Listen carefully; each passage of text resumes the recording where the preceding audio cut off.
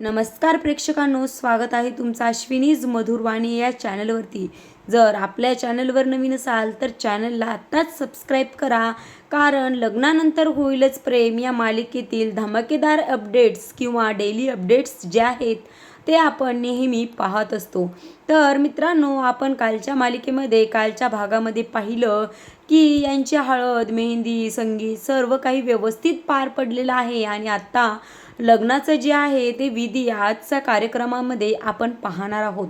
चला तर मग सुरुवात करूयात आजच्या व्हिडिओला। तर प्रेक्षकांनो, तुम्ही पाहत असाल की जो पार्थ आहे तो अतिशय कावराबावरा झालेला आहे, कारण नंदिनी इथे पोहोचलेली आहे परंतु काव्या काही त्याला तिथे दिसत नाही। मग त्यावेळेस तो न राहता नंदिनीला विचारतो की काव्या कुठे आहेत, अजून आल्या नाहीत। त्यावेळेस नंदिनी म्हणते की हां, येते आहे, मागे येतच असेल असं म्हणून ती शांत बसते। मग तेवढ्यात परत मालिनी आणि या सर्वांचा जो कार्यक्रम जो आहे तो चालू असतो आणि तेवढ्यात रम्याही तिथे येते। रम्या आल्यानंतर इकडे तिकडे बघते आणि वसुंधरा आणि मंजू या दोघीजणी असतात त्या खाली सोफ्यावर बसलेल्या असतात। मग रम्या देखील त्यांच्याजवळ जाऊन बसते। वसुंधराजवळ बसल्यावर वसुंधरा लगेच रम्याला म्हणते, काय यांची नाचगाणे चाललेत, काय हसतायत, खिदळतायत, जसं काय आयुष्यात कधी कोणाचं लग्न झालं नाही, या दोघांचंच लग्न होतंय असं चाललंय। असं म्हटल्यानंतर इकडं तोपर्यंत तिला मालिनीचा आवाज येतो की काय अजून काव्या कशी आली नाही। त्यावेळेस लगेच वसुंधरा चिडून म्हणते, काय चाललंय ह्यांचं सतत काव्या काव्या काव्या असं म्हटल्यावर मग तिचं लक्ष लगेच तिच्या डोक्यात विचार येतो की रम्यानंच काहीतरी केलं असेल आणि त्या नजरेनं ती रम्याकडे पाहते। तेव्हा रम्याचे हात अतिशय विचित्र असं जसं काय ते रक्ताने माखल्यासारखे दिसतात आणि मग त्यावेळेस वसुंधरा खूप घाबरते आणि ती म्हणते, रम्या काय केलंयस तू आणि काव्या कुठे, तू काव्याला तर काही केलं नाहीस ना। असं म्हटल्यानंतर मग ती जोरात काव्या असं ओरडते आणि हे ऐकून मग सगळेजण खूप घाबरतात आणि या दोघींकडे पाहतात। त्यावेळेस रम्याचे माखलेले हात पाहून सर्वांनाच शॉक बसतो आणि प्रत्येकाच्या मनात हाच विचार येतो की काव्याचं काहीतरी रम्याने बरं वाईट केलं असेल का। आणि असं बघून मग सगळेजण रम्याच्या रूमकडे सगळेजण पळत जातात। प्रेक्षकांनो, तुम्ही पाहतच असाल की पार्थ आणि तिच्या घरचे खूप जबरदस्त घाबरलेले आहेत आणि त्यांना असा संशय येतो की रम्यानं काव्याचं काहीतरी बरं वाईट केलं असेल का। मग पार्थ जोरजोरात दार वाजवतो, ओरडतो, काव्या दार उघडा ना प्लीज, काव्या तुम्ही ठीक आहात का। नंदिनी देखील ओरडते, काव्या बाळा दार उघड लवकर। सर्वजण काव्याला आवाज देतात परंतु काव्या काही दरवाजा उघडायला तयारच होत नसते आणि मग हे सगळेजण खूप घाबरले असतात। सर्वजण आरडाओरडा करायला लागतात आणि मालिनी मग विक्रमला म्हणते की अहो काव्याचं काहीतरी बरं वाईट तर झालं नसेल ना, काव्या ठीक असेल ना। असं म्हटल्यानंतर विक्रम म्हणतो, मालिनी काहीही विचार तू मनात आणू नको, भलते असेल ते विचार करू नको, जरा शांत बस, काहीही झालेलं नाही। असं म्हणून विक्रम देखील काव्याला जोरजोरात आवाज द्यायला लागतो। तरी देखील काव्या काही दार उघडत नाही। म्हटल्यावर पार्थ जो आहे तो राग रम्याकडे येतो आणि तिला जोरात खडसावून विचारतो की काय केलंस तू माझ्या काव्याला। असं म्हटल्यानंतर रम्या जोरजोरात रडायला सुरुवात करते आणि पार्थ, खरंच मी काहीच केलेलं नाही, अरे मी काहीच केलेलं नाही काव्याला, असं ती सांगायचा प्रयत्न करते। आणि तेवढ्यातच काव्या दरवाजा उघडते आणि मग काव्याने दरवाजा उघडल्यानंतर सर्वांच्या मनाला थोडासा धीर येतो आणि मग सगळेजण तिच्या भोवती प्रश्न टाकतात, काव्या कुठं होतात तुम्ही, काय करत होतात, दरवाजा का उघडत नव्हतात, असे सर्वजण गोंधळ घालतात। तेव्हा काव्या म्हणते की काय झालंय, किती आरडाओरडा करताय, काय झालंय, मी ठीक आहे, मला काहीही झालेलं नाही। असं म्हटल्यानंतर पार्थ म्हणतो, काव्या खरंच तुम्ही ठीक आहात ना। असं म्हटल्यानंतर काव्या म्हणते, हो मी खरंच ठीक आहे, बघा तुम्ही माझ्याकडे। आणि मग ती म्हणते, काय झाले, तुम्ही काय एवढे घाबरलाय। त्यावेळेस पार्थ सांगतो की अहो वसू आत्या एकदम काव्या अशी ओरडली आणि मग रम्याच्या हात देखील लाल असे कलरने माखलेले होते आणि आम्हाला असं वाटलं की रम्यानेच तुम्हाला काहीतरी केलं असेल। मग त्यावेळेस काव्या सांगते की हां, तिचे हात होय, अहो ते काय मग अशी माझ्याकडे रम्या आली होती आणि मग मी तिथे गौरीहार पूजत होते आणि पूजा करतानाच माझ्याकडून जे कुंकवाची प्लेट आहे ती खाली पडली आणि मग त्यावेळेस मला आवरायचं देखील होतं, फ्रेश व्हायचं होतं। मग तिथे रम्या होती म्हणून मी रम्याला ते कुंकू जे आहे ते भरून ठेवायला सांगितलं, साफ करायला सांगितलं आणि मग तिने ते साफ केलं असेल म्हणून कदाचित तो कुंकवाचा कलर असेल. आणि असं मग तिनं म्हटल्यावर सगळ्या जणांना परत मग आपलं गिल्टी वाटायला लागतं आणि खरंच रम्यावर उगाच डाऊट घेतला असं वाटायला लागतं.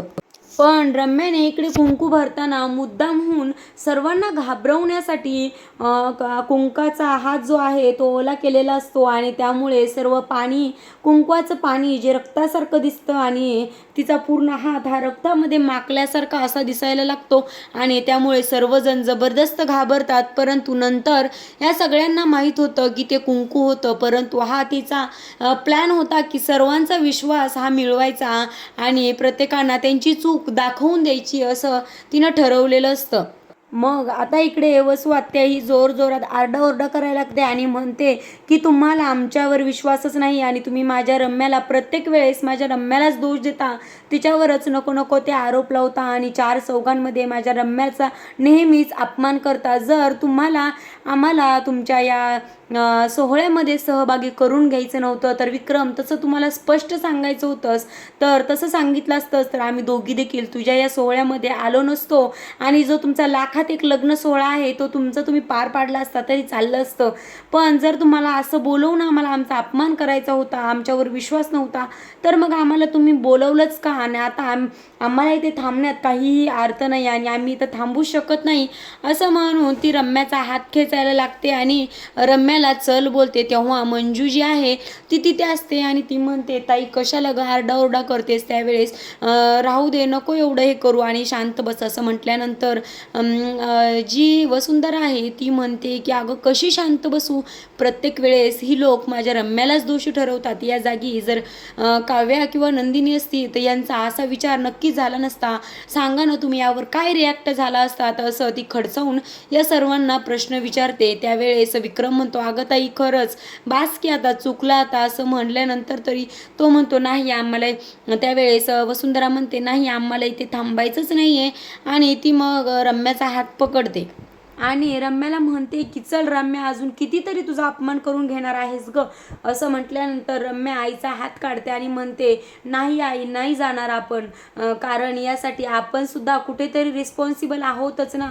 तुला माहिती आहे ना, आठवतंय ना तू मागच्या वेळेस नंदिनीला काय केलं होतंस, तिला इथून किडनॅप करून घेतलं होतंस आणि त्यामुळे ह्यांचाही संशय आपल्यावर येणं हे स्वाभाविकच आहे ग असं म्हटल्यावर वसुंधरा म्हणते रम्या काय बोलतेस तू? त्यावेळेस ती म्हणते हो आई मी खरं तेच बोलते, जर आपण खूप वेळा असं वाईट वागलोय आणि आपल्याच पापाचं भाग म्हणून हे सगळेजण आपल्याशी असं वागतात, हे तरी आपल्यावर कसा काय विश्वास ठेवणार सांग बरं, अशी समजुतीची भाषा जी आहे ती रम्या वापरायला लागते.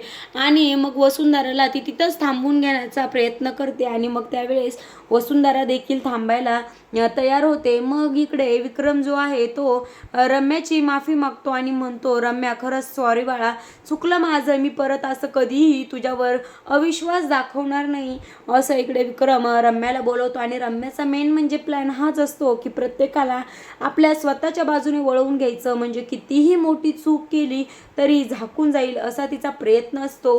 परंतु प्रत्येक वेळेस तिचा प्रयत्न काही सक्सेस होईल असं नाहीच. प्रेक्षकांनो तुम्ही आजपर्यंत पाहिलंच असेल की रम्याचे जेवढे प्लॅन केले तेवढे देखील फसले गेले आहेत आणि उद्याच्या लग्नामध्ये तिचाही काहीतरी प्लॅन नक्कीच असणार आहे. तेव्हाच ती यांना घाबरवते आहे आणि प्रत्येक माणसाला आपल्या बाजूने ओढण्याचा तिचा प्रयत्न करत आहे. आता विक्रमनं माफी मागून झाल्यानंतर मग तिथून ती निघते आणि थोडंसं समोर आल्यानंतरच तिचा प्लॅन असा सक्सेस झाला आहे या पद्धतीने ती वागत असते आणि स्वतःच्या हातावरच असे फिरवत असते आणि जे लाल कलर जो आहे तो असा तिच्या बोटांवरून वाहत असतो, जात असतो. त्याचे जे ओळखण आहे ते तिच्या हातावर दिसायला लागतात आणि त्यावेळेस ती अतिशय व्हिलन टाईपमध्ये जी आहे ती वेगळ्याच पद्धतीने ती काही रिॲक्ट होत असते.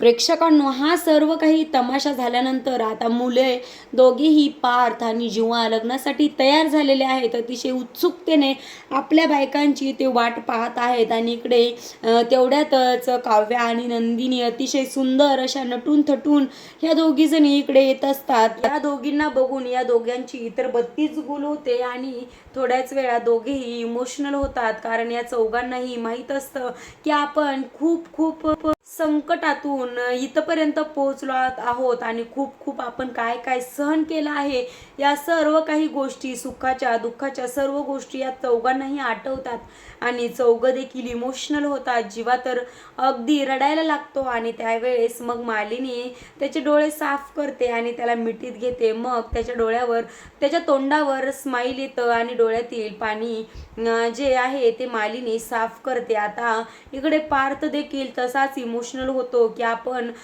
कशा पद्धतीने सुरुवातीपासून रिॲक्ट झालो आणि आता काव्याशी आपण कसं वागत होतो हे सर्व काही त्याला आठवतं आणि तो देखील इमोशनल होतो. त्याच्याही डोळ्यातून पाणी यायला लागतो. पण तेवढ्यातच त्याची मांजर म्हणजे काव्य जी आहे ती इकून त्याला खुणावते आणि स्माईल करण्यासाठी सांगते आणि मग तेवढ्यातच तो स्माईल करतो. मग इकडे मालिनी आणि विक्रम हे दोघे जण या मुलांना घेऊन मुलींसमोर येतात आणि तेवढ्यातच मग मालिनी विचारते की काय रे मुलींनो, तुम्ही लग्नाला तयार आहात ना, असं म्हटल्यावर दोघीही लाजतात आणि मग जीवा म्हणतो काय सुंदर दिसताय, असं म्हटल्यावर मालिनी म्हणते की कोण रे, मग तो म्हणतो बाबा, असं म्हणून मग सगळे जोरजोरात हसायला लागतात. तेवढाच आपले जे छोटे उस्ताद आहेत सिंगर, ते तिघेजणही तिथे आलेले असतात आणि यांच्या लग्नामधील खास मंगलाष्टिका ज्या आहेत त्या यांना मंगलाष्टक गाण्यासाठी खास यांना बोलवलेलं आहे. तर प्रेक्षकांनो, आपण पुढच्या भागामध्ये यांच्या सुरेख आवाजातली मंगलाष्टिका जी आहे ते ऐकणार आहोत आणि आजचा व्हिडिओ कसा वाटला हे नक्की सांगा आणि पुढच्या व्हिडिओमध्ये आपण यांची सप्तपदी, यांच्या पूर्ण विधी जे आहे ते आपण पुढच्या व्हिडिओमध्ये पाहणारच आहोत. तर आजचा व्हिडिओ तुम्हाला आवडला असेल तर नक्की सांगा आणि कमेंट बॉक्समध्ये तुम्हाला ही मालिका आवडते की नाही हे सांगायला मात्र विसरू नका. भेटूयात पुढच्या व्हिडिओमध्ये. तोपर्यंत धन्यवाद.